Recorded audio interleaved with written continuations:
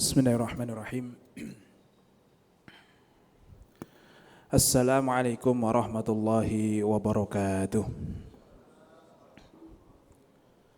Alhamdulillah wassalatu wassalamu ala rasulillah wa la hawla wa la quwata illa billah. Rabbi shrah li sadri wa yassir li amri wahlul 'uqdatam min lisani yafqahu qawli. Allahumma 'allimna ma yanfa'una wanfa'na bima 'allamtana warzuqna 'ilman nafi'a amin ya rabbal alamin. Hadratal Mukarramin, hadirin yang dirahmati Allah Subhanahu wa taala. Alhamdulillah, puji syukur kehadirat Allah atas segala kenikmatan yang Allah berikan.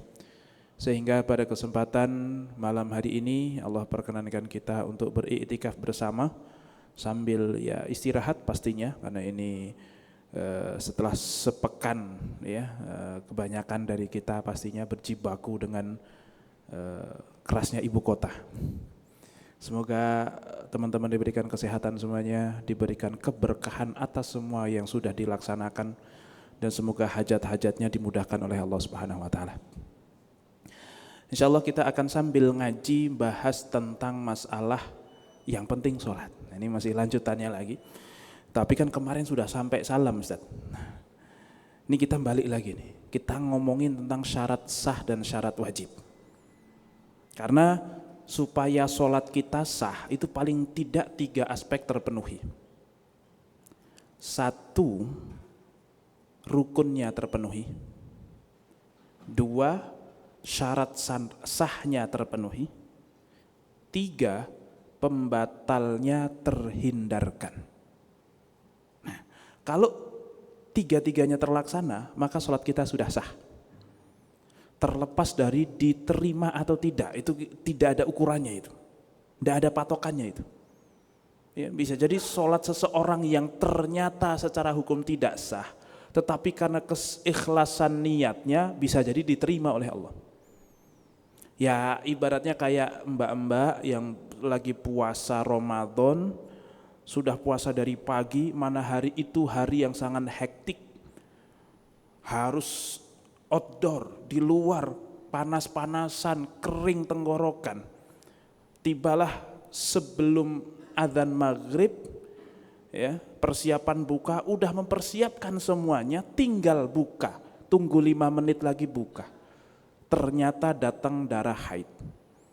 Ini secara hukum jelas puasanya tidak sah, jelas itu. Itu ulama semuanya sepakat itu, nggak bisa dicari perbedaan pendapat di situ. Tetapi masa iya nggak dicatat itu upaya seharian menahan nggak makan nggak minum karena puasa, yang walaupun ujung-ujungnya harus batal, itu tidak masalah. Nah, jadi tapi bagaimanapun namanya syarat sah, rukun dan pembatal ini adalah 3 hal yang yajibu alaina tahsiluhu, wajib bagi kita untuk mengupayakan. Jadi kita wajib untuk mengupayakan itu semuanya supaya sholat kita sah. Setelah sah semoga diterima. Nah, itu kurang lebih kita akan membahas tentang syarat sah dan syarat wajib. Nanti bedanya apa? Tak lupa sholat serta salam mari kita sanjung sajikan ke junjungan kita Nabi Agung Muhammad SAW, dengan penuh harap semoga kita termasuk umat yang akan mendapatkan syafaat di yaumil qiyamah nanti. Amin ya rabbal alamin. Hadirin yang dirahmati Allah Subhanahu wa taala. Langsung saja kita sampaikan tentang syarat wajib dan syarat sah ini. Syarat itu ada 2 dalam sholat. 1 syarat wajib, 2 syarat sah. Ini tentu globalnya nanti kita akan bahas satu-satu. Syarat wajib itu adalah syarat yang kalau seseorang kok terpenuhi syarat wajib tersebut, maka dia wajib sholat. Artinya kalau orang kok belum, nah di situ disebutkan muslim berakal, suci dari haid dan nifas dan baligh. Maka selama seseorang kok belum terpenuhi keempat-empatnya, muslim sih, berakal sih, tidak sedang haid dan nifas sih, tapi usianya baru 5 tahun, ya belum wajib sholat berarti. Atau muslim ya berakal, ya sudah baligh tapi sedang haid, ya nggak wajib sholat juga. Gitu. Muslim suci dari haid dan nifas, baligh tapi nggak berakal, ya nggak wajib juga. Nah, nggak berakal itu apa? Kira-kira pingsan itu masuk nggak berakal apa enggak? Ya nanti, jawabannya nanti. Oke. Berakal, suci dari haid dan nifas, baligh, tetapi belum muslim. Ya belum wajib untuk melaksanakan sholat. Nah, dan secara umum berakal, suci dari haid dan nifas, baligh itu adalah hal-hal yang tidak usah dicari dan tidak perlu dicari. Ya, syarat wajib ini tidak perlu kita upayakan. Ya kalau memang masih anak ini belum berakal atau orang itu belum berakal, ya nggak harus kemudian ada kewajiban menyembuhkan supaya dia bisa sholat, nggak harus. Bisa dipahami? Jadi kalau anak kecil kok belum balik, ya jangan dikasih obat supaya cepat balik, supaya cepat sholat, enggak perlu. Sebagaimana perempuan yang sedang haid dan nifas, ya sudah biarkan saja. Enggak perlu kok kemudian kita meminum obat supaya haidnya cepat selesai, kemudian supaya bisa cepat sholat, enggak usah. Oke, itu untuk kemudian syarat wajib. Nah, selain syarat wajib, ada juga syarat sah. Apa itu? Yaitu syarat yang harus dipenuhi oleh seseorang yang sudah wajib sholat. Nih, ya muslim berakal, suci dari haid dan nifas dan baligh. Ya kebanyakan kita di sinilah. Kebanyakan kita dari sini itu sudah memenuhi syarat wajib. Tetapi apakah setiap yang memenuhi syarat wajib pasti sah sholatnya? Kalaupun dia sholat, belum tentu. Nah ini syarat sah ini harus diupayakan supaya sholatnya kita yang kebetulan memenuhi syarat wajib ini supaya sah. Apa? Muslim, berakal, suci dari hadas. Nah, haid dan nifas itu termasuk hadas, tetapi hadas tidak hanya haid dan nifas. Ya, jadi muslim gak wajib sholat dan kalaupun sholat ya tidak sah. Orang gila gak wajib sholat, kalaupun sholat juga tidak sah. Orang haid tidak wajib sholat dan kalaupun sholat juga tidak sah.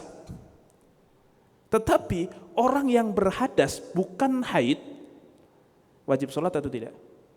Wajib sholat, tapi kalau sholat dalam kondisi hadas tetap tidak sah. Harus menghilangkan dulu hadasnya. Baru yang berikutnya, nah baligh sama mumayyiz. Orang yang belum baligh belum wajib sholat. Tetapi selama sudah mumayyiz, meskipun belum baligh, kok sholat, itu para ulama mengatakan sholatnya dia sudah sah. Tinggal pertanyaannya, kalau sholatnya dia sah, boleh nggak ngimamin sholat? Itu nanti kita pembahasannya. Kemudian yang berikutnya, masuk waktu sholat, suci dari najis, menutup aurat, menghadap kiblat. Kita akan bahas satu-satu. Kiblat kalau di atas kendaraan bagaimana, kalau di atas pesawat bagaimana, kalau di atas kapal bagaimana, kemudian kalau salah kiblat gimana, nah begitu-begitu. Oke, kita akan bahas satu persatu secara detail. Kita bahas dulu syarat wajib. Pertama, muslim. Oke, jelas orang yang tidak muslim tidak wajib sholat.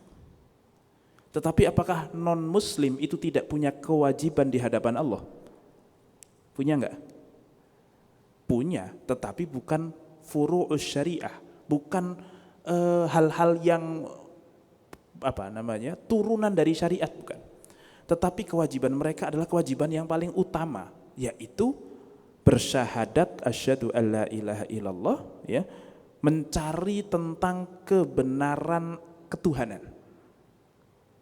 Tuhan itu siapa sih? Kita hidup di dunia ini, siapa yang membuat kita hidup? Kan kita mau protes juga nggak bisa, wong tahu-tahu kita sudah hidup, Pak. Ya kan? Kita juga tidak pernah mengupayakan dan tidak pernah minta dan tidak pernah bisa menafikan. Maka sudah terlanjur hidup ini, siapa yang membuat kita hidup? Nah, kalau kita sudah cari siapa yang membuat kita hidup, maunya yang bikin kita hidup itu apa? Terus dia itu siapa? Oh Tuhan. Oh Tuhan itu siapa? Itu harus dicari. Memang Islamnya orang yang kemudian cuman ikut-ikutan itu sah. Insya Allah cukup untuk memasukkan dia ke surga, cukup untuk menjadikan dia muslim. Tetapi apakah cukup hanya ya sudah yang penting Islam? Ternyata kalau sudah baligh itu ada kewajiban untuk mencari tahu lebih lanjut tentang Tuhannya. Atau kalau dalam bahasa akidah namanya ma'rifatullah. Kalau tidak salah di sini tuh dulu sempat ngaji yang namanya aqidatul awam. Nah itu tuh cara mencari Tuhan itu. Oh Tuhan itu harus wujud, harus qidam, harus baqo. Jadi para ulama membuat formula supaya orang awam gampang mencari dan menseleksi Tuhannya. Karena faktanya teman-teman, di dunia ini banyak nggak yang dipertuhankan? Banyak kan yang dipertuhankan kan? Tetapi kan tidak semua yang diklaim sebagai Tuhan itu adalah Tuhan. Mereka menjadi Tuhan karena diklaim, bukan karena memang dia Tuhan. Mungkin kalau ada yang ngeklaim saya ini Tuhan ya bisa aja. Tetapi apakah kemudian gara-gara ada yang ngeklaim saya Tuhan maka saya Tuhan? Kan tidak. Ya. Misalnya ada yang bilang bahwasanya oh Ustadz Akil ini jago main bola. Apakah saya pemain bola? Ya menurut dia saya jago, menurut dia, tapi kan tidak selalu, oh saya bukan profesional, football player ibaratnya. Kan begitu, tidak selalu kemudian klaim itu sesuai dengan realita. Maka Tuhan seperti apa yang sah menjadi Tuhan? Oh dia harus ada. Kalau tidak ada berarti bukan Tuhan. Adanya pun wujud harus qidam, harus ada sebelum semuanya itu ada. Bahkan dia tidak pernah tidak ada. Bahkan kata pernah pun tidak tepat untuk disematkan kepada beliau yang memang tidak pernah tidak ada. Karena kata pernah itu menunjukkan dimensi waktu. Sedangkan Tuhan itu sendiri sudah ada sebelum ada dimensi waktu. Nah kalau sebelum ada dimensi waktu, kata sebelum pun tidak ada. Ini yang paham-paham yang enggak apa-apa. Paham ya? Ini yang paham-paham, yang tidak ya sudah usah dipaksain. Tidak semua orang harus sampai situ. Yang pokoknya yang jelas percaya Tuhan itu ada. Nah, maka kalau ada Tuhan, kok sempat eksis, kemudian setelah itu meninggal, habis itu bangkit lagi, nah itu kalau dalam pandangan ulama Islam enggak memenuhi syarat sebagai Tuhan. Masa Tuhan temporer? Nah, ketika dia tidak ada, Tuhannya siapa? Nah, kan berarti kan diadakan kembali. Jadi yang jelas Tuhan itu adalah subjek satu-satunya. Sang al-musabbibul awal atau al-wajibul wujud, sesuatu yang harus ada, tidak mungkin secara akal itu tidak ada. Pokoknya pelajarilah nanti wujud, qidam, baqa, mukhalafatul hawadithi, qiyamuhu bin nafsihi, wahdaniyah, qudrah, iradah dan seterusnya. Itu adalah sifat wajib Allah, sifat wajib Tuhan. Pokoknya kalau mau jadi Tuhan, siapapun boleh jadi Tuhan, asalkan memenuhi syarat itu. Dan tidak mungkin ada yang memenuhi syarat kecuali ya cuman Allah. Loh, siapa yang berani mewajibkan Allah? Nah ini, sifat wajib itu bukan wajib dalam istilah fikih yang ada wajib, sunnah, mubah, makruh, haram. Wajib di sini adalah wajib secara akal.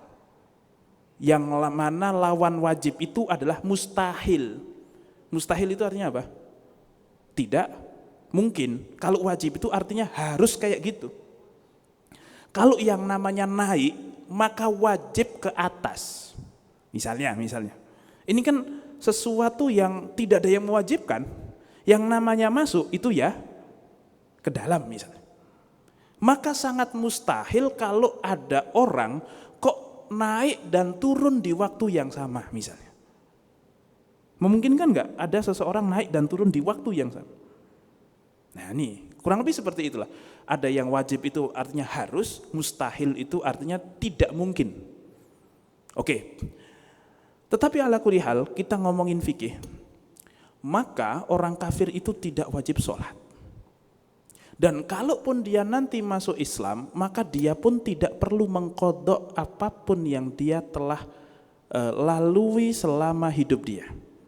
Berdasarkan firman Allah, qul lil ladzina kafaru iyantahu yughfar lahum ma qad salaf. Katakanlah kepada orang-orang yang kafir itu, ketika mereka kok menyudahi kekafirannya, maka Allah akan mengampuni seluruh dosanya yang telah lalu. baik dosa kesyirikan, mungkin dulu sempat zina, mabok, korupsi, diampuni semuanya. Maka enak enggak jadi mu'alaf seperti ini? Tetapi syarat mu'alaf itu satu, ya harus terlahir tidak muslim. Jadi teman-teman itu saya kira banyak yang tidak mungkin jadi mu'alaf. Ya, sama kayak dulu siapa itu, ada seorang komika yang didoakan oleh para netizen semoga menjadi mu'alaf, semoga menjadi mu'alaf. Dia marah dan dia mengatakan sampai kiamat saya nggak akan pernah jadi mu'alaf. Kenapa? Saya muslim dari lahir. Nah, kurang lebih seperti itu. Jadi kalau ada orang kok baru masuk Islam, maka dia tidak perlu mengqadha sholatnya apapun yang dia lakukan sebelumnya. Tetapi dia akan diampuni seluruh dosanya yang telah lalu. Ya sudah, kalau kayak gitu tunda saja rencana masuk Islamnya sampai menjelang wafat supaya aturannya itu kemudian sedikit saja. Nah, pertanyaannya siapa yang menjamin dia bisa login dulu sebelum dicabut? Nah, ini kan agak repot ini. Oke, lanjut. Namun dalam sebagian pandangan ulama, terutama madhab Syafi'i, orang kalau murtad, muslim nih, kemudian murtad, terus masuk Islam lagi, maka dia wajib qadha seluruh sholat yang dia tinggalkan ketika dia murtad. Makanya jangan pernah kepikiran untuk murtad. Dan kalaupun dia murtad, terus karena murtadnya itu gara-gara mau nikah sama cowok Korea misalnya, murtadlah dia akhirnya, waliyadzubillah. Tetapi dia sudah terlanjur ngaji di Paris. Wah, nanti kalau saya masuk Islam lagi saya harus mengqadha. Ya sudahlah, meskipun saya murtad, saya tak tetap sholat 5 waktu. Supaya apa? Supaya nanti kalau balik lagi ke Islam tidak perlu mengqadha. Nah, pertanyaannya, sholat yang dia lakukan ketika dia itu sedang murtad sah atau tidak? Tidak sah. Kenapa? Karena orang kafir tidak sah untuk sholat. Ini tentu cuman cerita fiktif saja. Ya, jadi jangan terlalu baper. Oke, lanjut. Bahkan nanti puasanya juga. Murtad 3 tahun ya berarti 30 kali 3. Wajib bayar zakatnya juga. Nah, yang ulama beda pendapat itu bagaimana kalau dia sudah haji sebelum murtad. Kan haji itu kewajiban 1 kali, Islam 1 kali. Seumur hidup 1 kali. Tetapi yang namanya murtad itu bisa menghancurkan amalan. Maka kalau dia balik lagi ke Islam, kok kebetulan kaya lagi, wajib untuk haji lagi atau tidak? Kira-kira wajib atau tidak? Ini ulama khilaf. Menurut jumhur ulama tidak wajib. Kenapa kok tidak wajib? Karena kekafiran yang menghancurkan amalan adalah kekafiran yang diikuti kematian. Kalau kafir tapi tobat masuk Islam lagi nggak apa-apa, belum hancur amalannya. Tetapi kalau kafir kok sampai meninggal, maka amalannya semuanya hancur. Tetapi kalau menurut mazhab Hambali, kekafiran itu sendiri sudah menghancurkan amalan yang telah lalu. Sebagaimana Islam juga menghancurkan seluruh dosa yang telah lalu. Sehingga kalau dia kok masuk Islam setelah murtad, padahal sebelumnya sudah haji, dan setelah murtad kok kaya lagi, berarti dia wajib untuk haji lagi. Nah, ternyata jadi murtad saja harus punya ilmunya ya. Gitu. Tentu ini jangan sampai bukan ilmu untuk murtad, ya, supaya tahu repotnya murtad maka nggak usah main-main sama yang kayak gitu. Kemudian yang berikutnya, orang kafir kalaupun sholat maka dia tidak akan sah sholatnya. Kenapa? Karena sholat adalah ibadah ritual dan tidak ada satupun ibadah ritual yang sah dilakukan dari orang kafir. Ya, seperti puasa, sholat, wudhu, mandi, kecuali 1 mandi yang sah. Ada 1 mandi yang sah dilakukan oleh orang kafir. Apa itu? Dalam Islam atau minimal dalam 4 mazhab, seorang laki-laki muslim boleh menikahi seorang perempuan ahli kitab. Ahli kitab itu siapa? Nasrani atau Yahudi. Loh, tapi apakah zaman sekarang ahli kitabnya masih sama dengan yang ada di zaman Nabi? Mungkin sudah beda. Berarti sudah tidak berlaku dong, tetap berlaku. Kenapa? Karena ahli kitabnya zaman Nabi pun sudah bermasalah. Jadi tidak cuma yang sekarang yang bermasalah dalam perspektif Islam. Ya. Jadi boleh nikah. Nah, pertanyaannya, kalau suami istri, kemudian istrinya haid, mohon maaf. Ya, yang belum punya pasangan ya supaya tahu, yang punya pasangan ya supaya jadi ilmu. Kalau suami istri, kemudian istrinya itu haid, boleh nggak dikumpul sama suaminya? Nggak boleh. Kalau darahnya sudah berhenti tapi belum mandi, boleh nggak dikumpul sama suaminya? Nggak boleh juga. Harus berhenti darah dan sudah mandi baru boleh suaminya mendekat. Oke? Nah, bagaimana kalau perempuannya, istrinya ahli kitab? Kan mereka nggak punya aturan itu. Paham nggak di sini? Ini kesenjangan yang sangat-sangat dalam ini kesenjangan. Kalau cuman kesenjangan penghasilan, kesenjangan kultur, itu nggak terlalu masalah. Ini kesenjangannya keyakinan. Maka apa yang harus dilakukan oleh si laki-laki ini? Dia wajib menyuruh istrinya yang non-muslim untuk mandi janabah. Dengan kemudian niatannya berasal dari si suami untuk kemudian supaya si istri halal buat suaminya. Oke, jadi fikih ulama itu sudah membahas sampai sedetail itu. Mungkin teman-teman gak kepikiran dan semoga juga tidak kepikiran untuk mencari pasangan perempuan yang ahli kitab, walaupun boleh. Tapi kalau perempuan tidak boleh sama sekali menikah kecuali dengan muslim saja. Kenapa? Ya karena memang secara fitrah laki-laki itu akan lebih punya kekuatan untuk menentukan arah. Walaupun tidak semua kasus juga. Ada sebagian perempuan yang lebih dominan di dalam keluarganya. Mungkin, tetapi kan kita menghukumi dengan hukum yang lebih mayoritas. Oke. Nah, kecuali kok amalan-amalan yang sifatnya adalah non-ritual, sosial misalnya. Dia pas kafir dulu seneng banget bantu fakir miskin, anak yatim, silaturahmi, ngutangin temen, ya. Wah, kalau masalah ngutangin teman, gak ada yang lebih baik daripada teman saya yang ini. Teman-teman saya yang muslim malah susah banget diutangin. Tapi kalau yang kafir ini malah gampang sekali diutang. Karena ngutangin teman itu ibadah atau bukan? Ibadah atau tidak? Ibadah yang sangat luar biasa agung. Dikatakan bahwasanya Rasulullah pernah Isra Mi'raj kemudian melihat di pintu surga, memberikan pinjaman itu pahalanya 18 kali lipat dan memberikan sodakoh itu pahalanya 10 kali lipat. Kok bisa? Rasul pun bingung. Nanya sama Jibril, ya Jibril, kok bisa? Ma balul qardu afdalu minas sodakoh. Kok bisa ngutangin lebih utama daripada sodakoh? Kenapa? Karena biasanya orang yang minta sodakoh, ini konteksnya orang yang minta ya. Orang yang minta sodakoh itu tetap dia akan minta meskipun sudah punya. Tapi kalau orang minjem itu biasanya tidak akan pernah minjem illa min hajatin kecuali pas lagi kepepet. Jadi teman-teman kalau punya kawan kok suka ngutang, itu ladang ibadah. Wah, perspektif baru ini. Tetapi hadis ini jangan disalahgunakan dipakai untuk ngutang ke teman. Kamu tahu nggak hadis ini? Katanya ngasih pinjaman itu gini-gini tuh. Oh iya toh, ngasih pinjaman tuh pahalanya besar. Iya, makanya kamu ada 100 nggak? Gitu. Nah seringkali kan hadisnya bener, pakainya salah gitu. Nah, tetapi di sisi lain yang namanya minjem itu adalah hal yang sangat dihindari oleh Rasulullah.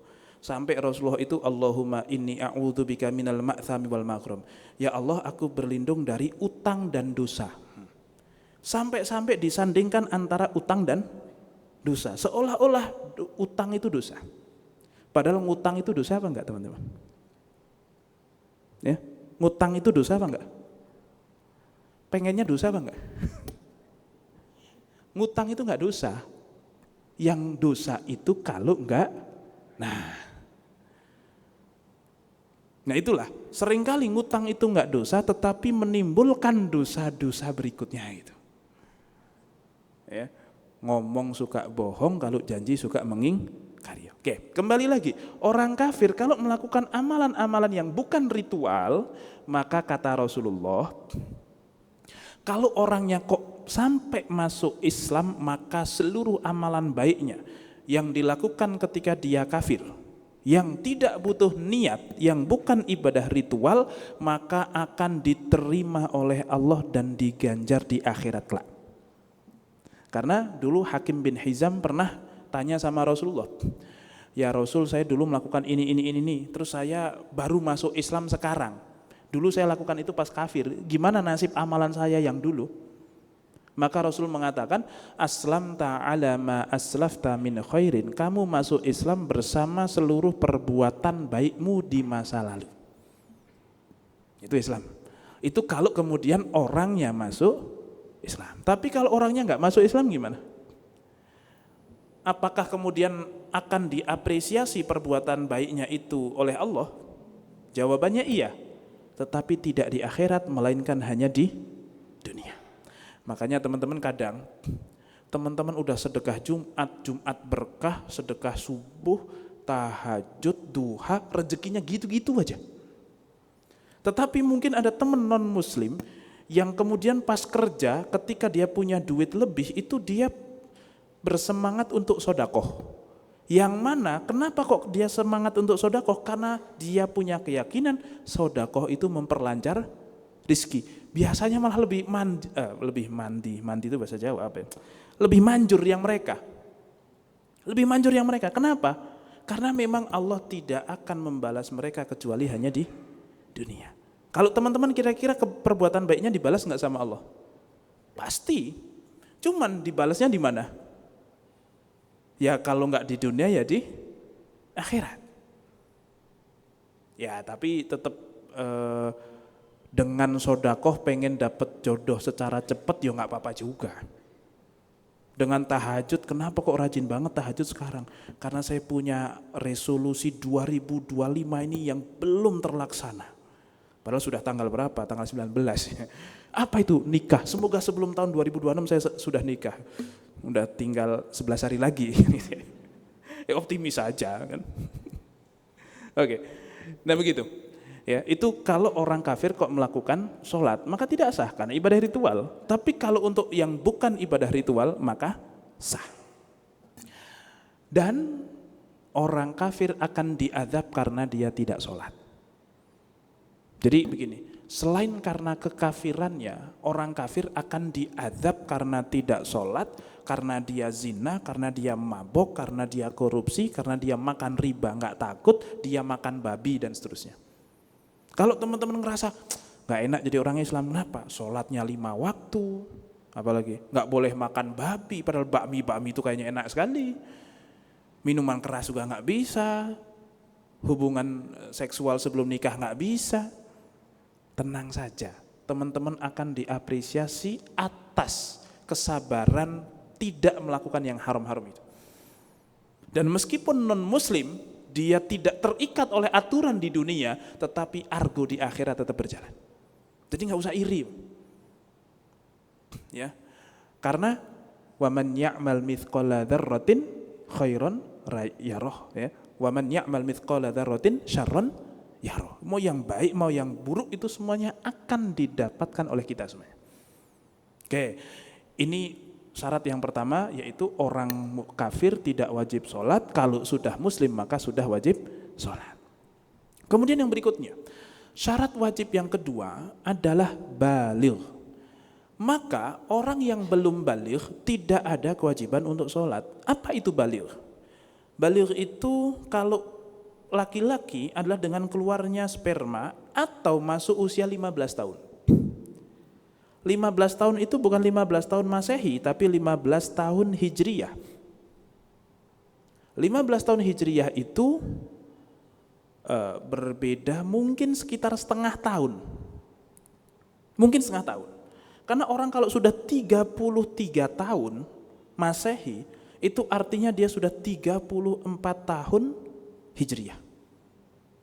Jadi teman-teman yang target, alhamdulillah saya masih aman Ustadz, saya masih 24 tahun. Rasulullah itu nikah 25 tahun. Nah kalau ngitungnya kok Masehi, Anda sudah 25 jangan-jangan. Ya, yang usia bapak-bapak ini udah usia 60 tahun, saya masih 60 Ustadz, Rasulullah kan 63. Rasulullah itu wafat mungkin usianya adalah 61, sekian tahun. Kalau Masehi. Tapi kalau Hijriyah 63 tahun. Oke. Itu. Kalau perempuan maka dengan haid atau kemudian masuk usia 15 tahun. Dan nanti salah satu syarat haid dalam madhab Syafi'i itu adalah genap usia 9 tahun Hijriyah.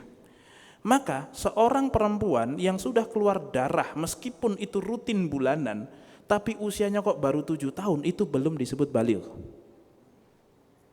Kalau pakai madhab Syafi'i, tapi kalau madhab yang lain mengatakan 7 tahun sudah bisa. 7 tahun sudah bisa baligh. Sudah bisa haid. Oke. Ini masalah haid ya. Dan yang namanya baligh itu kalau dalam surah An-Nisa terkait dengan masalah anak yatim. Wabtalul yatama hatta idza balaghun nikah. Dan ujilah anak-anak yatim itu sampai dia masuk usia baligh, masuk usia siap nikah. Ternyata Islam itu memberikan batasan orang kalau sudah baligh itu berarti sudah siap nikah. Teman-teman sudah baligh berapa kali kira-kira? Ya baligh nggak bisa berapa kali Ustadz, baligh sekali saja kan gitu ya. Sudah baligh atau belum? Orang kalau sudah baligh itu sudah punya kemampuan untuk menikah. Baik fisik ataupun mental, ataupun kemandirian, ataupun finansial. Harusnya. Terlepas sudah nikah atau belum, tapi pokoknya kalau baligh itu sudah siap.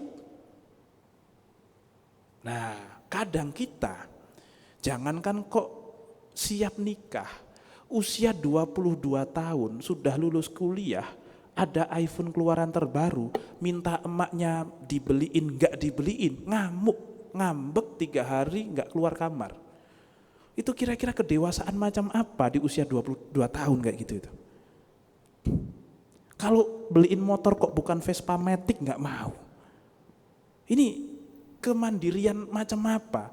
Terus oleh-oleh kuliah 4 tahun itu apa? Kalau cuman bisa nuntut. Nah, jangan-jangan kita pun dulu SMP sama SMA itu tidak tahu kenapa harus sekolah. Coba kalau saya tanya teman-teman, kenapa dulu kok sekolah SMP dan SMA? Kenapa? Kenapa coba? Ya masa enggak? Duh, itu waktu yang lama loh, 6 tahun loh kita menghabiskan SMP dan SMA itu. Punya tujuan enggak? Menghabiskan 6 tahun itu untuk belajar. Belajar apa, tujuannya apa, goalnya apa? Ada enggak? Jangan-jangan kita disibukkan dengan hal-hal yang seperti itu. Sampai lupa kita itu hidup untuk apa. Sedangkan Abdullah bin Abbas itu seorang yang alimnya luar biasa. Ketemu Rasul itu usianya paling dari usia 9 sampai 12 tahun. Kurang lebih 3 tahun atau 2 tahun, 2 tahun lebih lah. 2 tahun lebih ketemu Rasulullah. Itu dikasih nasihat yang sungguh luar biasa. Nanti cari di Arba'in Nawawi hadis nomor berapa ya? Nomor 19. Cari. Hadis nomor 19, hadis Rasulullah ngasih tahu Abdullah bin Abbas. Usia Abdullah bin Abbas pas Rasul wafat itu tidak lebih dari 12 tahun. Bayangkan anak usia 12 tahun dikasih nasihat seluar biasa itu dan beliau terngiang-ngiang. Pesannya tuh gini. Ihfadillah yahfadka, jaga Allah, Allah jaga kamu. Kalau mau minta sesuatu, mintalah sama Allah. Minta tolong sesuatu, minta tolongnya sama Allah. Itu. Bayangkan seorang anak kecil usia 12 tahun diberikan kemandirian dan tingkat tawakal yang tinggi. Kalau minta sesuatu ke Allah, bukan ke emak. Jadi nggak ada tuh ceritanya masuk ke instansi tertentu modal orang dalam, itu nggak ada. Orang dalamnya siapa? Bapaknya sendiri, nggak ada itu. Itu kalau Abdullah bin Abbas. Nah, tapi zaman sekarang kita tadi usia 22 tahun saja setelah lulus S1 sudah ngerepotin emaknya bertahun-tahun, bapak emaknya direpotin oleh dia. Tetap pas lulus minta iPhone nggak dikasih, ngambek 3 hari nggak mau keluar kamar. Produk pendidikan macam apa yang seperti ini? Jangan-jangan saya juga yang dulu seperti itu gitu. Ini satu hal yang ya beda, saat zamannya sudah beda dulu dengan sekarang. Ya memang beda, kalau sama ya berarti nggak berkembang kita.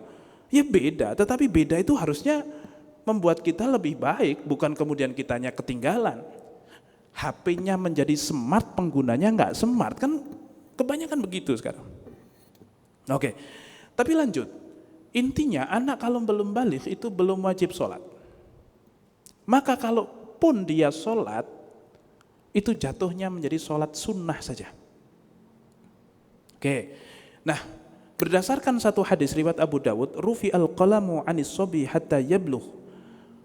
Pena itu diangkat dari seorang anak kecil sampai dia balik. Wa anin naimi hatta yastaiqid, dari orang yang tidur sampai dia bangun. Maka kalau ada orang kok tidur kemudian kelewat waktu sholat, itu dia nggak dosa, tapi harus diqodho. Tidak dosa selama punya argumen kenapa kok bisa nggak bangun. Misalnya kebetulan baru pulang dari kampung, nyetir sekian jam, nyampe rumah jam 3 pagi.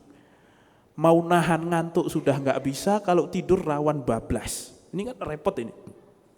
Ya sudah, saya tidur, saya pasang alarm jam 4.20, 4.25, 4.30, 4.35, 4.40. Ada orang yang alarmnya begitu. Yang mana yang bangun temen kosnya duluan daripada dia.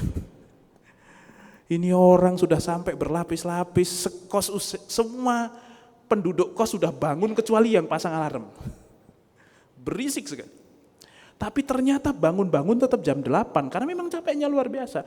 Maka ya sudah, dia tidak bisa apa-apa. Dia nggak dosa itu. Tetapi kan nggak tiap hari kayak gitu. Kalau tiap hari kok jam 8 terus. Nah, kira-kira argumentasinya apa itu di hadapan malaikat besoknya? Susah kalau itu. Kalau kemudian momentum-momentum tertentu wajar lah. Ya, tapi intinya orang tidur, kok pas tidur dia menceraikan istrinya misalnya, maka cerainya tidak sah. Misalnya ngelindur, ngigau, saya ceraikan kamu.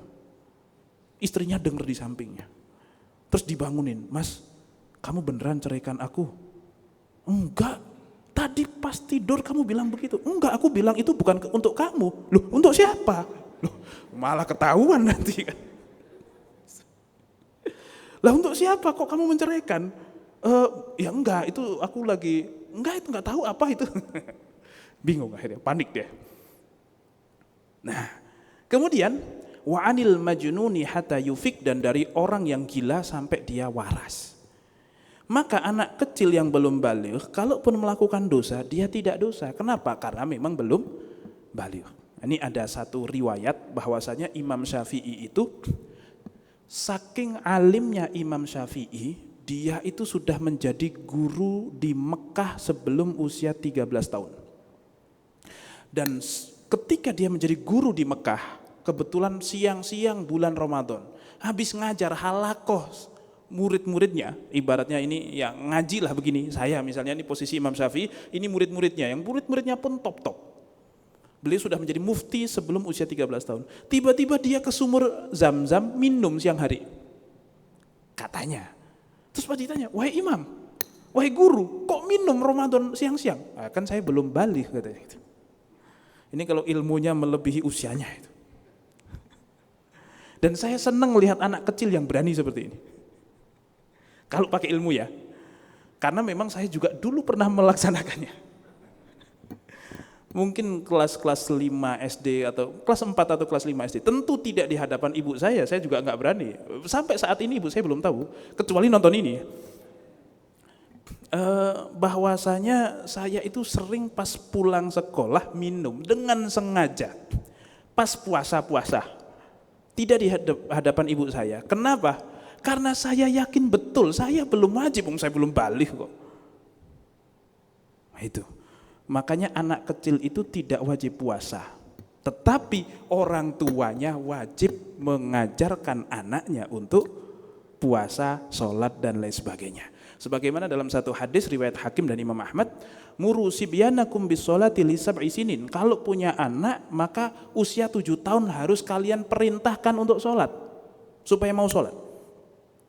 Wadribuhum 'alaiha li 10 sinin. Kemudian kalau sudah masuk usia 10 tahun, kok masih sempat nggak mau sholat, boleh dipukul.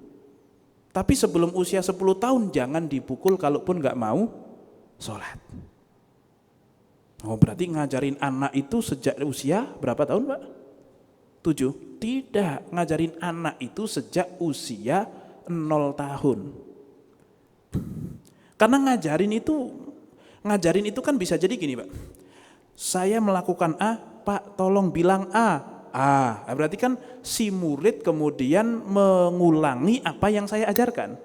Tetapi kan kadang ngajarin itu tidak selalu meminta murid untuk mengajarkan. Cukup menyajikan materi kepada yang diajarkan, cukup. 0 sampai 7 bukan waktunya kita nyuruh anak sholat, tetapi bukan tidak ngajarin sholat. Cara ngajarinya gimana? Cara ngajarinya adalah kita perlihatkan kita sholat di hadapan mereka. Itu saja.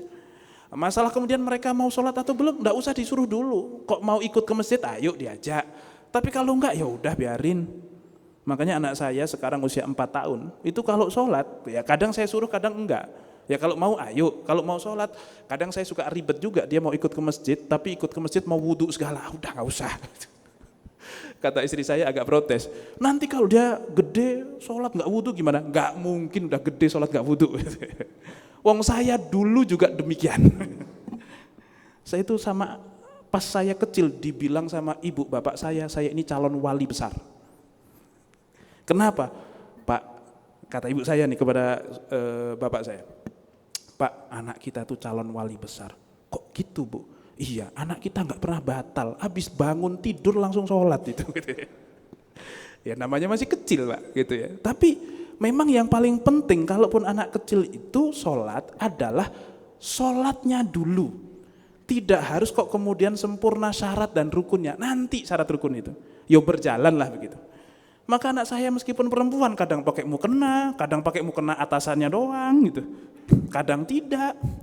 Kadang lagi sholat ada tukang roti anget gitu. Oh langsung bang tungguin gitu lagi sholat itu. Ya sudahlah dengan ngapain? Enggak usah kita paksakan. Tetapi kan minimal vibes dia itu orang yang tahu bahwasanya hidup itu harus sholat. Udah cukup. Itu mengajarkan kepada anak 0 sampai 7 itu. Bahkan ngajarin anak investasi untuk anak itu sebelum 0 sampai 7. Kata Umar bin Khattab, kamu harus tanggung jawab kepada anak, 1 dalam ngasih nama. Jangan kasih nama kok Ronaldo, itu jangan itu. Itu kan cuman obsesi bapaknya yang dikasih nama bapaknya yang dulu dengan nama yang tidak sesuai dengan keinginan dia. Akhirnya ngasih nama anaknya sendiri Ronaldo. Oke, kita lanjutkan setelah sholat isya ya. Kita lanjutkan setelah sholat isya bahas tentang Ronaldo ini insyaallah. Baik, kita cukupkan. Lanjut setelah isya. Assalamualaikum warahmatullahi wabarakatuh. Bismillahirrahmanirrahim. Assalamualaikum warahmatullahi wabarakatuh. Hadirin yang dirahmati Allah, alhamdulillah salatu wassalamu ala Rasulillah, amma ba'du. Kita lanjutkan kembali sedikit tentang syarat wajib. Baru sampai 2. Dan tadi kisahnya baru sampai siapa? Ronaldo. Alhamdulillah masih ingat. Nah, kata Umar bin Khattab ini. Kata Umar bin Khattab, seorang orang tua itu harus bertanggung jawab kepada anak bahkan sebelum dia lahir. Salah satunya ngasih orang nama yang baik. Nama yang baik itu nama yang sekiranya dia akan bangga dan punya makna yang baik. Karena anak bukanlah media untuk menumpahkan obsesi orang tuanya. Tetapi anak itu adalah seseorang yang dihadirkan oleh Allah ke dalam kehidupan kita untuk kita bertanggung jawab kepadanya. Kenapa? Karena anak itu pun juga tidak pernah dimintai izin untuk kita lahirkan. Ya, teman-teman kalau punya anak itu minta izin dulu nggak sama anaknya? Kamu lahir dari saya ya? Pernah nggak minta izin begitu? Dan kira-kira kalau dimintain izin mau nggak dia lahir dari kalian itu? Ah, cari yang lain aja. Followernya cuma segini misalnya gitu. Ya, jadi yang ada adalah kita harus tanggung jawab. Nah, itu nama. Yang kedua adalah ajarkan kepada dia tentang agama. Agama itu apa? Agama itu tentang kamu hidup. Nak, kamu tuh hidup untuk apa? Nah, itu agama itu tentang kamu hidup untuk apa? Sedasar itu agama itu. Kemana rujukannya? Ya, dzalikal kitabu la raiba fihi hudan lil muttaqin. Quran rujukannya. Hidup ini tuh untuk apa? Apa yang kita cari? Kemana arahnya? Mana yang penting? Mana yang enggak penting? Itu Quran semuanya sudah ada. Makanya Umar membahasakan dengan ajarkanlah dia Al-Quran. Yang nomor 3 adalah carikan ibu yang baik. Berarti kalau mencarikan ibu yang baik itu sebelum dia lahir atau setelah dia lahir? Sebelum, jangan setelah dia lahir, wah ibunya kurang baik, cariin bukan. Sebelum dia lahir, pastikan kalau nyari istri atau nyari istri atau suami, pastikan kira-kira kalau bapaknya kok dia, itu bagaimana nanti? Ya, kalau yang akhwat-akhwat nih, kalau yang laki-laki, kalau ibunya dia, anak saya gimana?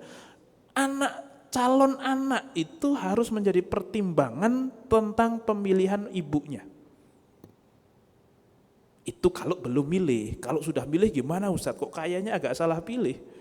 Solusinya gimana berarti? Milih lagi? Apa tukar tambah atau gimana? Sok ganteng banget ya, milih lagi. Udah ada yang mau aja syukur gitu. Ibaratnya seperti itu. Tetapi ini adalah tanggung jawab. Nah, jadi sebelum dia hadir, tanggung jawab kita adalah komitmen untuk punya anak dan bertanggung jawab. Kalau sudah hadir, maka lakukanlah kesolihan supaya kesolihan itu menjadi contoh untuk dirinya. Anak kecil usia 1 tahun itu bisa ngomong atau belum? Mungkin belum. Bisa protes atau tidak? Mungkin tidak. Tetapi apakah dia tidak bisa mendengar dan melihat? Apakah dia tidak bisa merekam? Tidak tahu. Dia merekam tapi tidak bisa replay apa yang dia rekam. Belum bisa tepatnya. Makanya kalau anak 0 sampai 7 kok diperlihatkan terus emaknya sholat, bapaknya sholat, itu insya Allah pas usia ke-7 merintahkan dia sholat itu gampang. Nah, kalau sampai dengan cara yang seperti itu, kok usia 10 tahun masih berani meninggalkan sholat, pukul nggak apa-apa. Nah, apakah Islam mengajarkan untuk mukul? Dalam beberapa kondisi iya. Tetapi memukul untuk anak supaya mau sholat, itu juga ada syaratnya. Salah satu syaratnya adalah harus pukulan yang tidak menyakitkan, harus pukulan yang mengagetkan, dan supaya pukulan itu mengagetkan harus berasal dari orang yang gak pernah mukul.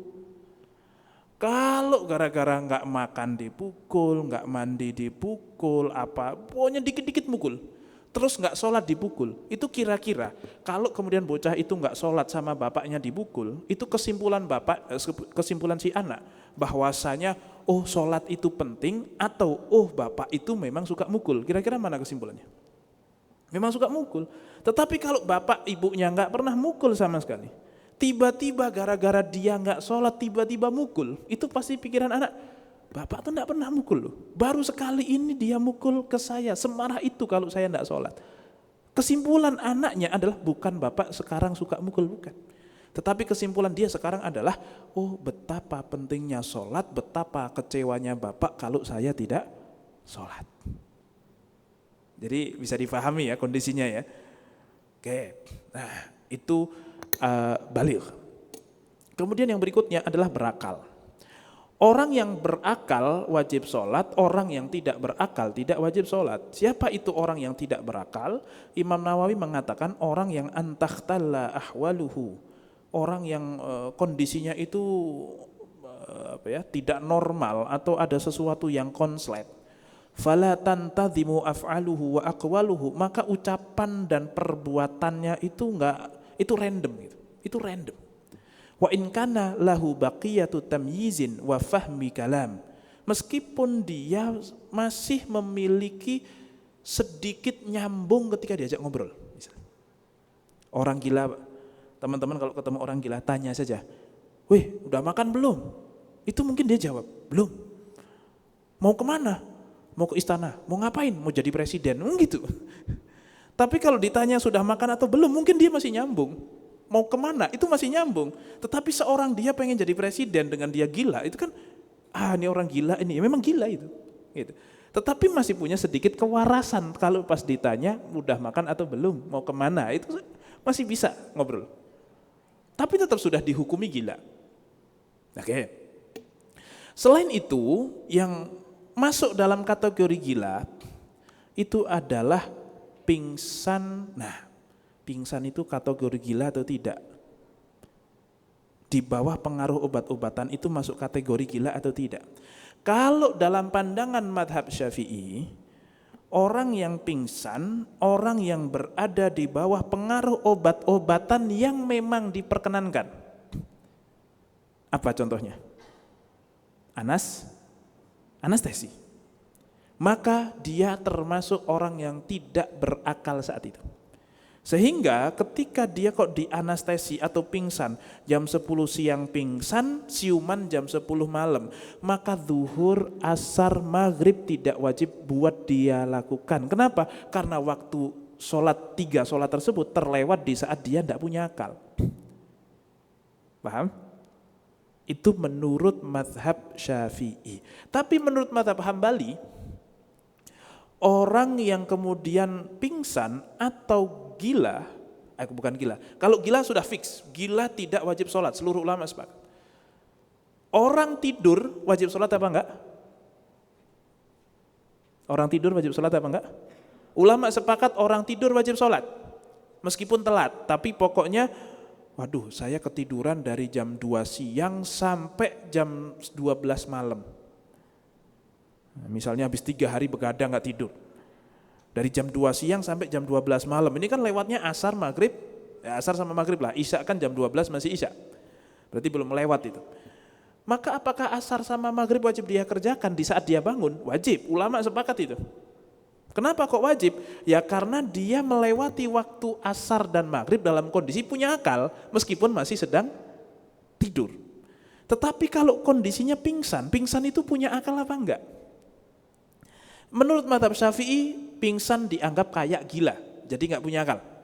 Tapi menurut mazhab Hambali, pingsan itu kayak orang tidur, maka tetap wajib sholat. Karena memang pingsan itu baina-baina, antara-antara. Pingsan itu lebih cenderung kayak orang gila atau kayak orang tidur? Kayak orang tidur karena akalnya masih waras, tetapi kan enggak bisa dibangunin. Kalau orang tidur kan bisa dibangunin. Tapi kalau disebut kayak orang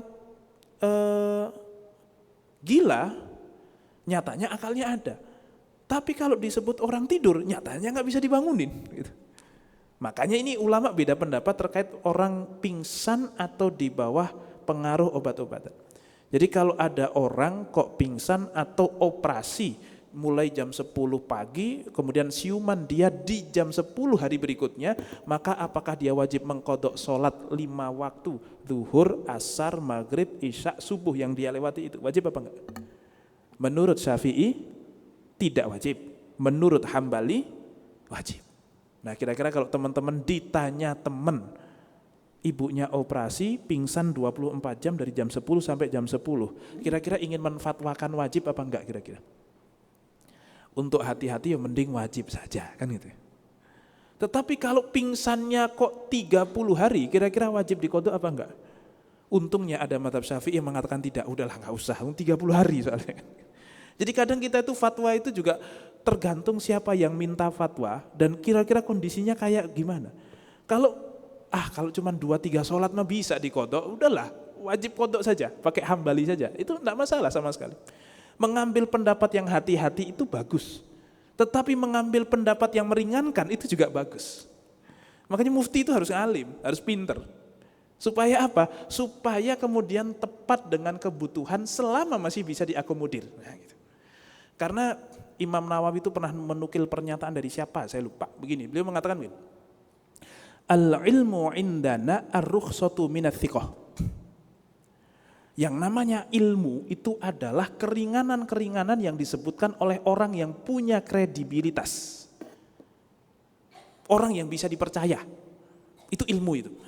Wa ammat tasydid fayuhsinuhu kullu ahad. Tapi kalau cuman memberatkan, kalau dikit-dikit enggak boleh, semua orang juga bisa berfatwa seperti itu. Paham enggak maksudnya?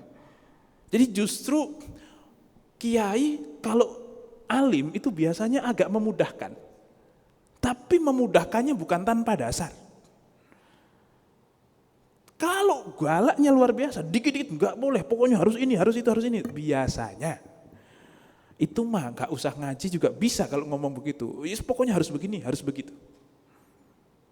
Oke, ini tentang masalah pingsan. Lanjut.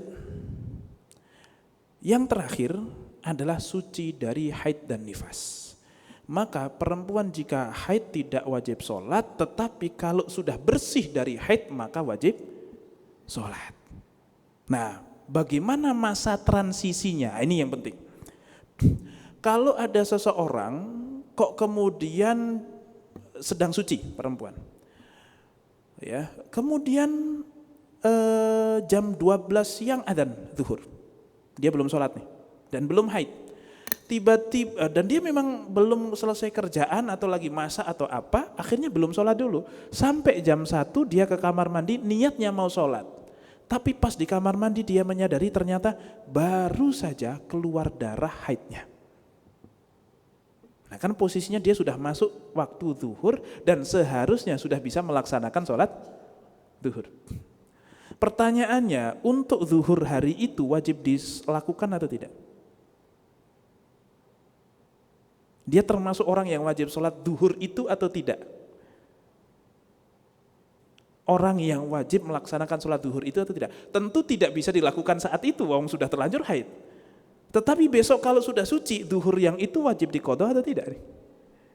Karena dia sudah masuk waktu zuhur dalam posisi suci tapi belum sholat, karena memang waktunya masih panjang dan tidak dosa, tetapi keburu haid. Nah ini masalahnya jadi ibaratnya gini, perempuan tersebut masuk waktu zuhur dalam posisi wajib sebagai orang yang wajib sholat atau sudah tidak wajib sholat? Masih posisi wajib kan?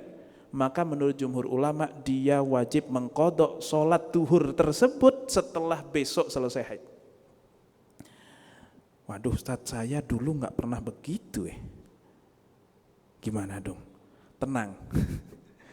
Ada madhab Hanafi yang mengatakan wajibnya sholat zuhur itu bukan ketika masuk waktu sholat. Tetapi wajibnya waktu zuhur itu adalah sekitar 5 menitan sebelum habisnya waktu sholat zuhur. Artinya kalau perempuan kok haid jam 1 atau jam 2 siang dan belum sholat zuhur, maka hakikatnya dia belum wajib sholat zuhur. Kenapa? Karena memang dia masih punya pilihan untuk mengakhirkan sholat zuhur sampai sebelum masuk waktu sholat. Paham sampai di sini? Nah, menurut Hanafi intinya sholat zuhur yang itu tidak wajib diqadha. Berarti aman dong Ustadz yang selama ini saya tinggalkan. Ya sudah, yang lalu-lalu pakai Hanafi nggak apa-apa, tapi untuk kedepannya saya kira pakai Syafi'i lah. Atau pakai jumhur ulama yang catat saja zuhur 1, asar 1 dan seterusnya. Tapi itu pasti cuma satu waktu sholat. Oke, misalnya nih tanggal 1 jam 1 siang dia haid keluar darah. Belum sholat zuhur, berarti utangnya sholat apa tadi? Zuhur. Asar wajib dia lakukan apa enggak? Tidak, karena asar itu dari sebelum masuk waktu sampai nanti keluar waktu ya tetap haid. Haid itu kan nyambung terus. Nyambung terus ya, tanggal 1, tanggal 2, tanggal 3, tanggal 4, tanggal 5, sampai tanggal berapa biasanya? 6 ya? Atau 7? Ya gampang lah, biar gampang, biar enak 7 lah. Tanggal 7 jam setengah 6 sore. Tanggal 7 jam setengah 6 sore, ya pokoknya sudah mulai, teman-teman pasti tahu lah kalau kondisi sudah mau habis itu sudah tahu lah. Oh, darahnya sudah tinggal dikit, apa segala macam. Nah, termasuk darah itu adalah warna keruh, itu darah. Maka itu belum suci berarti. Pokoknya harus sampai ada cairan bening atau tidak ada cairan sama sekali, supaya kemudian bisa dianggap darahnya sudah hilang. Ini bapak-bapak harus paham, meskipun saya yakin banyak yang gak nyambung. Kalau dicolek kok masih warna keruh, berarti itu masih darah, itu masih haid. Potensinya masih haid. Oke. Nah, dia colek habis jam 5 sore dia colek, oh masih ada keruh-keruh. Setengah 6 dia colek, ternyata sudah tidak ada keruh-keruhnya, pas dicolek sisa cairan bening. Maka setengah 6 dia sudah suci dari haid. Kalau sudah suci dari haid jam setengah 6 sore, padahal maghrib baru jam 6 sore, berarti masih ada waktu asar atau tidak? Berarti dia memasuki waktu asar dalam posisi sudah wajib sholat. Berarti sholat asar yang itu wajib dikerjakan atau tidak? Wajib. Posisinya kalau lagi di kantor gimana? Nah ini yang repot. Saya pun nggak tahu jawabannya. Ya wajib, pokoknya wajib. Bahkan menurut jumhur ulama tidak hanya sholat asarnya yang wajib, tetapi sholat zuhurnya pun jadi wajib. Jadi zuhur untuk tanggal 1, zuhur untuk tanggal 7, dan asar untuk tanggal 7. Kenapa? Karena waktu zuhur itu baru benar-benar habis kalau sudah masuk waktu maghrib, bukan kalau habis masuk asar. Itu menurut jumhur ulama, kecuali Hanafi. Nah, Hanafi ini paling enteng dalam hal ini. Saya kasih bocorannya saja supaya teman-teman tidak merasa terberati. Kalau memang berat ya pakai, yang penting ada ulamanya, selesai teman-teman. Tapi tetap asarnya harus dikerjakan. Karena begini, sebagian orang merasa kembalinya kewajiban sholat itu setelah mandi, bukan setelah berhentinya darah. Padahal kembalinya kewajiban sholat itu setelah mandi atau setelah berhentinya darah? Setelah apa? Setelah mandi atau setelah berhentinya darah? Setelah berhentinya darah. Sudah kembali menjadi wajib. Nah, tetapi kan nggak bisa langsung sholat, dia harus mandi. Maka harus mandi. Kalau nggak bisa mandi gimana Ustaz? Posisinya benar-benar nggak mungkin, wong lagi di terminal Ustaz, atau di halte, gimana dong? Ya sudah, kalau dalam kondisi seperti itu, maka sholatlah asar tepat di waktu asar, sebelum habis waktu asar dengan kondisi yang seada-adanya. Karena lebih penting untuk jangan sampai mengeluarkan sholat keluar dari waktunya dibandingkan sholat dengan bersuci. Kalau dibandingkan ya, antara sudah mendingan sholatnya nanti habis isya saja sekalian, tapi sudah dalam kondisi mandi dan seterusnya, atau kemudian sholat seada-adanya tapi masih di waktunya, mending sholat di waktunya dalam kondisi seada-adanya. Itu namanya sholat li hurmatil wakti. Ya sudah, meskipun belum bisa mandi atau apa, udah wudu sholat sudah. Sah apa enggak? Nanti pas nyampe rumah mandi diulang. Tetapi minimal pas asar absen dulu, saya sudah sholat asar. Itu kalau sucinya jam 5:30. Kalau sucinya kok jam 10 siang dan posisi lagi di kantor,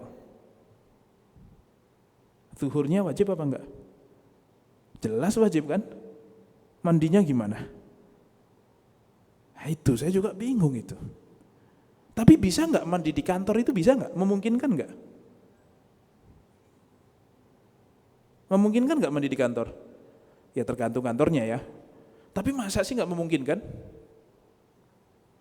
Memang sih masalahnya di perempuan itu yang lama dari mandi bukan mandinya, touch up-nya itu loh. Maka kalau memang sudah hari-hari terakhir teman-teman, tolong ke kantor bawa hair dryer. Ya bawa make up, kalau perlu make up bawalah make up gitu. Supaya apa? Kalaulah harus berhenti di kantor haidnya itu, maka sudah bisa mandi ketika di kantor. Kalau enggak ya kok kemudian sampai sore sampai rumah enggak mandi, terus sholatnya gimana? Itu jawabannya apa? Itu loh masalahnya. Besok kalau ditanya malaikat, lah ini zuhur, asar sama maghrib kan udah enggak haid. Kok kamu enggak sholat? Kenapa? Karena enggak mandi. Kok enggak mandi? Kenapa? Nah jawabannya punya apa enggak kira-kira?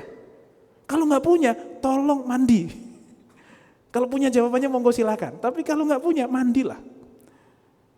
Nah ini makanya buat beberapa orang yang bisa memegang kebijakan kantor, sediakanlah di kantor itu, kalau memang berani merekrut karyawan perempuan, sediakanlah tempat mandi yang proper untuk perempuan.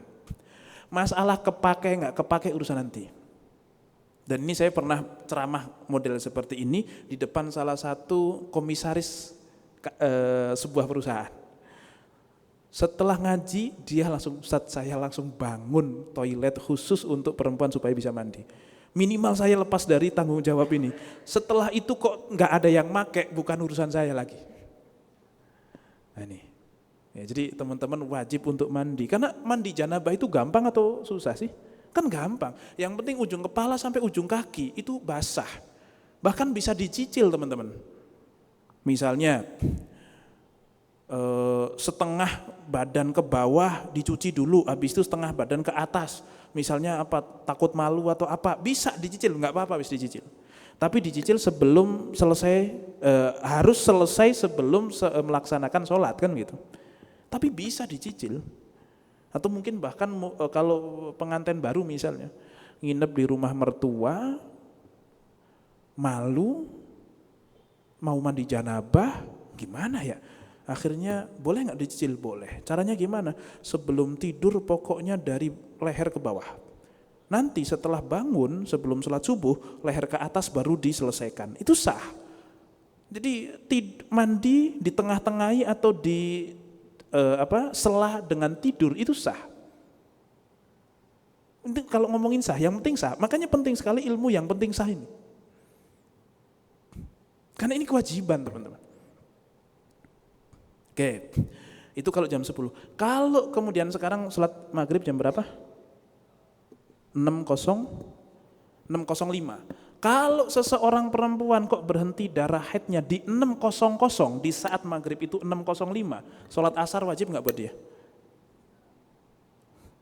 Kalau 6 kurang 5 menit wajib nggak? Sampai batasan apa seseorang dikatakan masih wajib sholat asar? Yaitu ketika dia berhenti darah haid dan waktu asar masih ada, minimal cukup untuk dia mandi, nutup aurat dan baca Allahu Akbar. Tidak harus sampai selesai sholat, cukup sampai Allahu Akbar, adzan maghrib, asar tetap wajib. Tapi Ustadz, kalau memang benar-benar saya taunya di toilet toilet di terminal atau toilet di stasiun, kemudian sisa 10 menit lagi, yang mana itu memungkinkan untuk mandi, tapi pasti tidak mungkin untuk di sini. Apakah asar tetap wajib? Jawabannya tetap wajib. Masalah teman-teman gak bisa sholat dengan benar di waktu itu urusan lain, tapi minimal asar itu harus dikerjakan. Entah kapan ngerjainnya, tapi pokoknya harus. Kalau bisa, ya mandi saat itu juga, sholat saat itu juga. Kalau nggak bisa, ya sudah, sholat saat itu juga. Lihurmatil waktu. Kalau nggak bisa juga, sholat seada-adanya, nggak bisa sholat itu. Kalau memang Ustadz saya sedang di dalam kereta, nggak mungkin mandi. Tapi cara mengetahuinya gimana kalau dalam kereta? Kan nggak mungkin juga ya. Karena kan mengetahui darah haid sudah berhenti atau tidak, itu kan harus ke toilet ya teman-teman. Iya nggak? Iya kan? Nggak mungkin untuk kemudian, kayaknya udah berhenti, kan nggak bisa begitu. Nah misalnya memang tidak memungkinkan sama sekali, ya sudah sholat. Kalau bisa berdiri, kalau bisa sholat dengan sempurna rukuk sujud ya bagus, kalau nggak bisa seada-adanya, yang penting sholat. Absen saja dulu. Nah dalam posisi ini yang penting sholat sudah. Sampai di sini paham? Ustadz, setelah ngaji kok saya jadi tahu, dan setelah tahu kok jadi beban ini. Ya, tapi masalahnya selama ini kok bisa nggak tahu di saat ada pengajian itu loh, itu masalah juga itu. Ya, jadi aturannya harus seperti itu dan itu ulama sepakat. Nggak ada yang mengatakan kewajiban sholat baru kembali setelah dia mandi, nggak ada. Kalau gitu mandi janabahnya 3 hari lagi aja. Biar 3 hari itu meskipun darah sudah berhenti masih belum wajib sholat, kan begitu. Ya. Nah, ini wajib diketahui oleh para wanita dan wajib diketahui oleh para lelaki. Kenapa? Si lelaki ini nanti punya istri, nanti punya anak, dia punya ibu, dan seterusnya. Ku anfusakum wa ahlikum naro. Nah itu. Oke, saya kira cukup untuk materinya. Ini suci dari haid dan nifas. Intinya tentang hal itu. Dan semoga bisa difahami dan memahami bahwasanya mana sholat yang wajib dilakukan, terutama untuk perempuan, mana sholat yang wajib dilakukan, mana sholat yang tidak wajib dilakukan. Karena perempuan itu normalnya dia itu keluar dan masuk ke dalam area wajib sholat atau tidak wajib sholat. Kalau laki-laki itu insya Allah begitu balik wajib sholat terus sampai meninggal itu. Tetapi kalau perempuan wajib sholat, tidak wajib. Wajib sholat, tidak wajib. Ada on off-nya. Nah, posisi on off ini yang tidak gampang. Harus dapat ilmu lebih. Dan memang ngomongin masalah haid itu kadang dikira sudah berhenti, ternyata masih lanjut, kan gitu. Makanya ngomongin darah wanita itu adalah fikih paling susah. Bab fikih paling susah adalah darah wanita. Makanya wanita kalau susah dimengerti, wong fikihnya aja begitu. Oke. Ya kurang lebih seperti itu ya. Ini adalah syarat wajib. Ada 4 tadi. Apa saja? 1, Islam. 2, baligh. 3, berakal. 4, suci dari haid dan nifas khusus untuk perempuan. Nah, 4 syarat wajib ini kalau 4-4-nya terpenuhi, maka orang itu definitely wajib untuk sholat. Nah, supaya sholatnya sah bagaimana? Penuhilah syarat sah sholat. Apa saja syarat sah sholat? Insya Allah kita bahas di pertemuan yang akan datang. Allahu a'lam bishawab. Saya kira cukup untuk materinya. Untuk selanjutnya saya serahkan ke moderator. Mungkin kalau ada tanya jawab atau monggo lah mau seperti apa. Baik. Siap Ustadz. Ini ada satu pertanyaan yang relate sih sama pembahasannya tadi. Saya bacain ya Ustadz. Assalamualaikum Ustadz, izin bertanya selaku manusia awam, apabila hukumnya seseorang wanita berusia balik 50-60 tahun yang sebelumnya normal dan berakal, lalu qadarullah terkena musibah stroke yang mana sarafnya terganggu sehingga pemahaman terhadap dunia menjadi kurang. Apakah, maksudnya kurang berakal dan kurang pemahamannya gitu. Dari situ apakah dosa kalau misalnya beliau itu tidak sholat atau masuk pada pengecualian tidak berakal? Karena sudah diingatkan, namun beliau ngiranya sudah pernah sholat gitu. Kemudian mohon pencerahannya Ustaz, terima kasih. Baik, jadi begini, kehilangan akal itu kan banyak kondisinya tadi. Bisa jadi karena memang gila, bisa jadi karena memang pikun. Ya, dulu kakek saya itu saking sepuhnya katanya begini, siang Ramadan makan, habis makan ditanya sama anaknya, Pak, Bapak nggak puasa ya? Puasa, barusan makan padahal. Tapi dia ngeyel bahwa dirinya tetap puasa. Maka orang dalam kondisi seperti ini ya berarti sudah tidak masuk dalam kategori berakal. Kenapa? Karena perbuatan dan ucapannya itu sudah tidak nyambung. Nah, jadi akal itu kan bahasa Arab. Dari kata-kata akola. Akola itu artinya nyambung, ikatan. Makanya orang yang berakal adalah orang yang bisa menyambungkan satu hal dengan hal yang lain sehingga muncul kesimpulan. Itu akal itu namanya. Maka kalau sudah tidak bisa nyambung berarti sudah tidak berakal. Kalau sudah tidak berakal maka sudah gugur dari kewajiban sholat. Atau dia sudah bukan orang yang memenuhi syarat wajib sholat. Orang yang tidak memenuhi syarat wajib sholat gak sholat, ya gak apa-apa. Wong namanya juga sudah tidak memenuhi syarat wajib sholat. Antara sudah atau belum lah begitu kan. Orang kalau belum balik berarti belum wajib. Kalau orang sudah balik tapi sudah terlalu sepuh sehingga demensia lah apa segala macam, ya berarti sudah tidak wajib. Kalau bisa kembali bagaimana? Ya ketika kembali wajib. Ya persis kayak orang head saja. Anggap saja kalau dia lagi ngawur ya berarti lagi tidak wajib. Tapi kalau lagi normal ya berarti wajib, begitu saja. Begitu ya. Dan jangan anggap itu sebagai kesudahan yang buruk. Bisa jadi itu adalah keringanan dari Allah untuk dirinya. Sudah, kamu tetap bisa menemani orang-orang yang hidup di dunia ini, tapi kamu sudah nggak usah perlu sholat lagi. Kan bisa jadi begitu. Jadi husnudon saja sama Allah tentang kondisi-kondisi tersebut. Gitu. Taib, Allahu a'lam bishawab. Boleh dipimpin doa Ustaz. Terus. Oke. Baik, kita akhiri kajian kita pada kesempatan malam hari ini. Kita tutup dengan berdoa bersama. Astaghfirullahaladzim, astaghfirullahaladzim, astaghfirullahaladzim. Bismillahirrahmanirrahim. Alhamdulillahirabbil alamin. Hamdan syakirin, hamdan na'imin, hamdan yuafi ni'amahu wa yukafi'u mazidah. Ya Rabbana lakal hamdu kama yanbaghi li jalali wajhikal karim wa 'azimi sultanik. Allahumma shalli ala sayyidina Muhammad wa ala ali sayyidina Muhammad. Allahumma ighfir lana dhunubana wa liwalidina warhamhum kama rabbawna shighara.